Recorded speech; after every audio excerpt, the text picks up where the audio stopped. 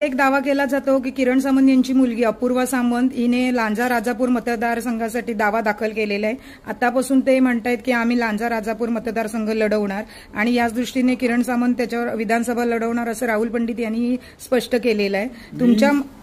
तुमच्या मतदारसंघावर अपूर्वा सामंत लक्ष ठेवून आहे। मी स्पष्ट केलेलं आहे, राजापूर लांजा दाभोळे हा विधानसभा मतदारसंघ हा वर्षानुवर्षे शिवसेनेचा बालेकिल्ला आहे।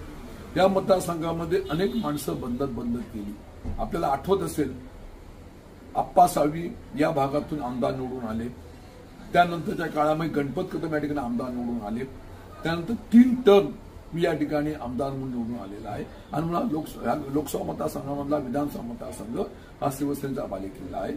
आमच्या समोर उमेदवार कोणी येऊ दे, किरण सामंत येऊ दे, उदय सामंत येऊ दे, त्यांची कन्या येऊ दे, ते भाजपकडनं कोणी येऊ दे, या मतदारसंघावरती हक्क आणि दावा हा आमचाच आहे आणि हा मतदारसंघ या ठिकाणी शिवसेना उद्धव बाळासाहेब ठाकरे यांना निवडून देणार आणि 2024 सालच्या निवडणुकीमध्ये विधानसभेच्या राजन साळवी हा चौकार मारणार, आम्हाला विश्वास आहे। सर, असं म्हटलं जातं की